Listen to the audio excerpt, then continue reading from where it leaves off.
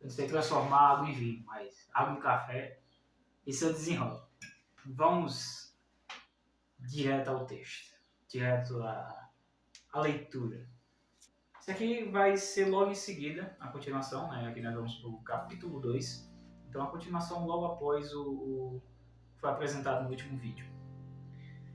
Então, vamos lá. 3 dias depois, houve um casamento em Canaã da Galileia, achando-se ali a mãe de Jesus. Jesus também foi convidado, com seus discípulos, para o casamento. Tendo acabado o vinho, a mãe de Jesus lhe disse: eles não têm mais vinho. Mas Jesus lhe disse: mulher, que tenho eu contigo? Ainda não é chegada a minha hora. Então ela falou aos serventes: fazei tudo o que ele vos disser. Estavam ali 6 talhas de pedra, que os judeus usavam para purificações, e cada uma levava 2 ou 3 metradas. Jesus lhe disse: enchei de água as talhas, e eles as encheram totalmente. Então lhes determinou: tirai agora e levai ao mestre-sala. Eles o fizeram. Tendo o mestre-sala provado a água transformada em vinho, não sabendo de onde viera, se bem que o sabiam os dos serventes que haviam tirado a água, chamou o noivo e lhe disse: todos costumam pôr primeiro o bom vinho, e quando já beberam fartamente, servem o inferior. Tu, porém, guardaste o bom vinho até agora. Com este deu Jesus princípio aos seus sinais em Canaã da Galileia. Manifestou a sua glória e seus discípulos creram nele. Depois disso, desceu ele para Cafarnaum com sua mãe, seus irmãos e seus discípulos, e ficaram ali não muitos dias. Após a leitura do texto, vamos à explicação do que acontecia. Primeiramente, vamos entender como eram feitos os casamentos naquela época. Ele era dividido em 2 etapas. Primeiro era o noivado, então o noivo saía da sua casa, da sua morada, ia até a casa da noiva, passava um tempinho lá, e ele retornava para sua casa. Após um tempo, em torno de um ano, ele retornava para aí sim finalizar o casamento. E ali ele pegaria sua noiva e levaria para sua casa. Durante essa segunda vinda, durava ali mais ou menos uns de 4 a 7 dias essa festividade, esse casamento. Então era um gasto enorme. Você sustentar vários convidados, alimentar, dar de beber, dar de comer, às vezes dormir no local, um espaço para dormir. Para vários convidados, financeiramente não era muito agradável, não. Provavelmente a família responsável por esse casamento eram pobres. E por não ter condição, acabou o vinho antes da hora. Então, assim, se acabasse o vinho, eles iam acabar passando uma vergonha muito grande, né? Porque faltou ali para os convidados. É uma grande possibilidade, ou o noivo, ou a noiva, alguém ali, ser da família de Jesus, consequentemente da de Maria. Por esse motivo, Maria estava lá, provavelmente trabalhando. Por isso ela se toca, ela percebe que o vinho está acabando, ou que acabou mesmo. Os convidados não sabiam até o momento. E ela leva esse problema a quem ela acha que poderia resolver. A gente vê que esse é o primeiro milagre de Jesus. Ela não sabia que ele ia fazer um milagre. Ela não sabia, ela só levou para ele porque ele era o homem da casa. Provavelmente José já tinha falecido, Jesus era o homem da casa. Então, provavelmente ela foi até ele para ele dar um jeito de resolver. Não sei como ela pensou que ele ia resolver, mas ele deu um jeito. Eu acho que ela não esperava, acho que ninguém esperava que ele fosse fazer o que ele fez. E aí entra uma questão. Aqui, para um católico, é um motivo claro de intercessão de Maria. Maria intercedeu nesse milagre. Só que para um protestante, a gente não vê da mesma forma. Não vemos da mesma maneira. Por conta de um versículo, o versículo 4. Mas Jesus lhe disse: mulher, que tenho eu contigo?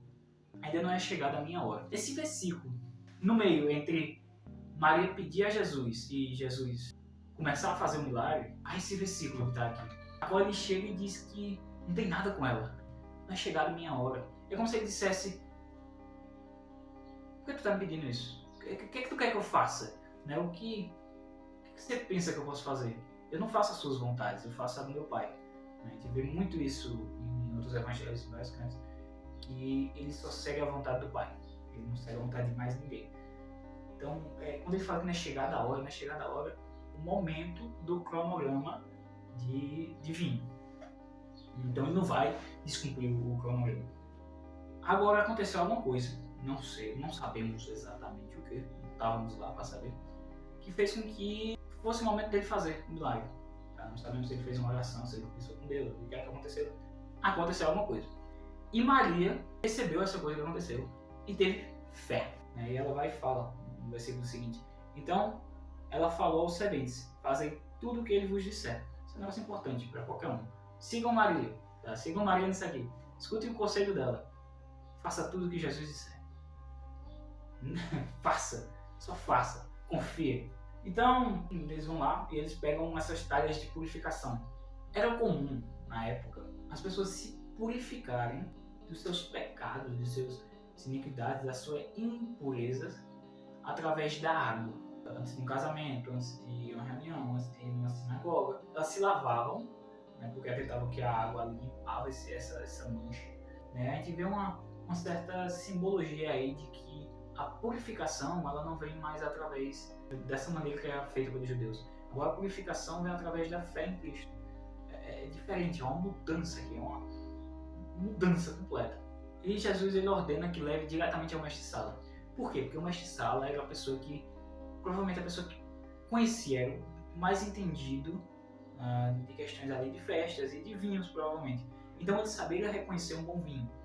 Interessante que algumas pessoas dizem que Jesus não transformou água em vinho, ele transformou água em suco de uva. Não era alcoólico esse vinho. Mas o vinho nessa época ele era medido pela qualidade do álcool. Quanto mais alcoólico, melhor era o vinho. O melhor vinho provavelmente era bastante alcoólico. Não tem muito o que fugir disso. A partir disso, dessa mudança, os discípulos passaram a crer em Jesus. Eles passaram a crer ainda mais. Eles já seguiam ele, né? Já tinham ouvido palavras, mas eles não tinham visto um milagre ainda. E a partir de ver isso, eles passaram a crer ainda mais em Cristo.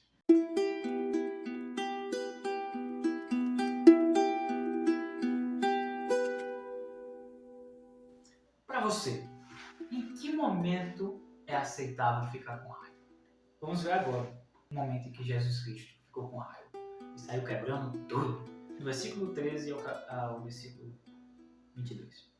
Estando próximo à Páscoa dos judeus, subiu Jesus para Jerusalém e encontrou no templo os que vendiam bois, ovelhas, pombas e também os cambistas assentados.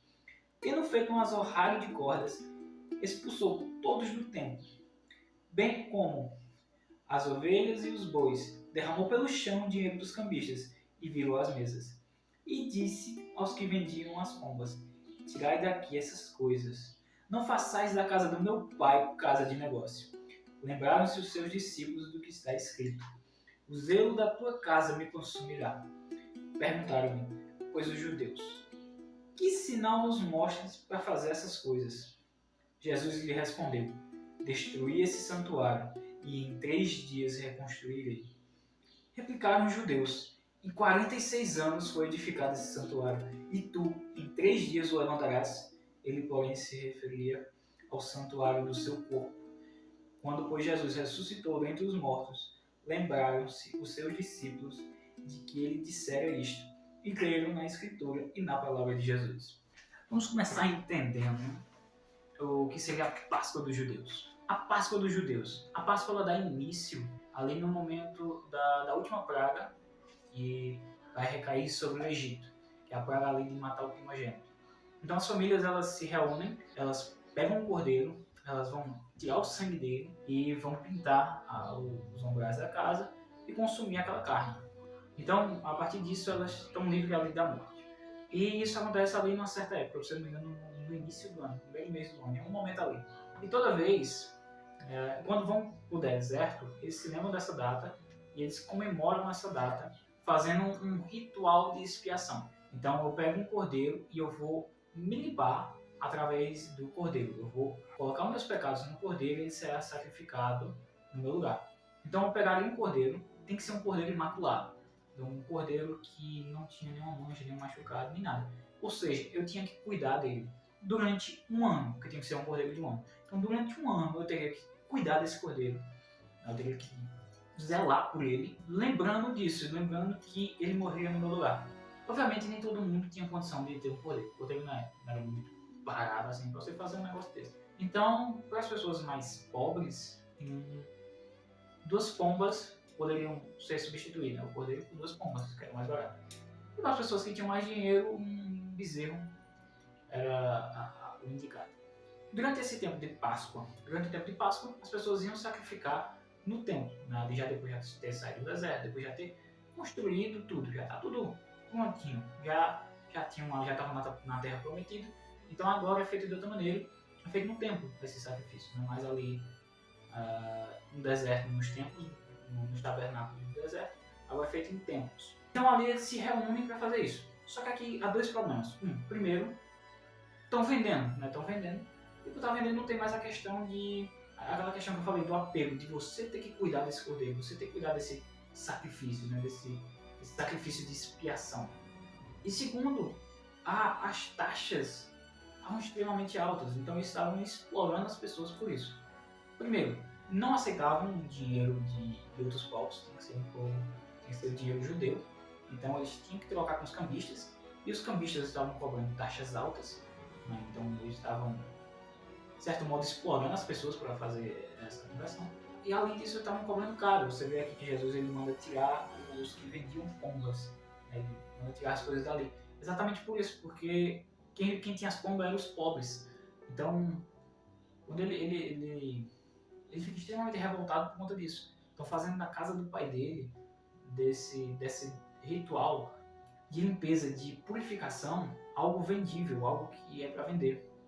E é ver mais para frente que agora não é mais feito dessa maneira, né? A Páscoa não é mais necessário, não é necessário um cordeiro para isso, porque o cordeiro perfeito, o cordeiro de Deus, já faz isso pra gente. É um Deus interessante, né? Porque normalmente se sacrifica por Deus. Se pegar outras religiões, as pessoas sacrificam algo por um Deus. E aqui é o Deus que sacrifica pela gente. Eu acho muito interessante isso. Só colocando lá dentro.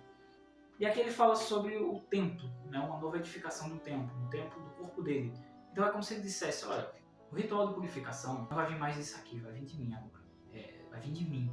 Não vendam isso. Não excluam as pessoas desse ritual, não excluam as pessoas de serem purificadas. Porque como estava explorando, as pessoas não tinham muito acesso a isso. Acaba que as pessoas que não tinham dinheiro não tinham acesso a essa parte extremamente importante para o povo. E agora ele fala, não excluam, é como se ele dissesse, não excluam, não vendam coisa, não venda água, não venda pedaço de cruz, não vendam nada. Não vendam a salvação. A salvação ela não é vendida, ela não é comprada, ela não é merecida, ela é de graça. E é para ser assim, é para ser de graça. Ofereça de graça o que você recebeu de graça. Tem um negócio aqui, o zelo da tua casa me consumirá. Recomendo que quem quiser aí ler o Salmo 69, recomendo para entender melhor essa parte. Agora vamos para o final, do capítulo 2, versículo 23 ao 25.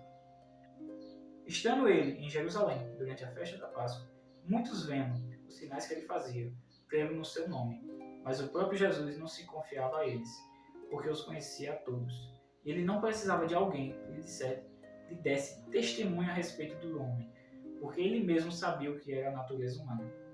Eu vou resumir isso aqui. As pessoas chegavam e falavam, eu creio em Jesus, eu creio em você, é isso, acredito no Senhor agora. Mas não era sobre isso. Ele sabia o que estava no coração. As pessoas não estavam em busca dele, estavam em busca das coisas que ele podia fazer. Estavam em busca de... Eles estavam derrubando tudo. As pessoas já eram meio revoltadas com essa questão. Então eles não queriam Cristo, eles não queriam seguir Cristo, eles queriam coisas para eles. A gente vê que seguir a Cristo é exatamente o contrário, é abdicar da gente. Não é que ele faça coisas pra gente, é que a gente faça coisas pra ele.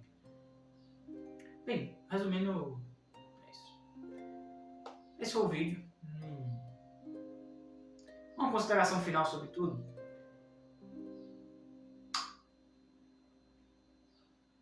Faça tudo o que Jesus disser.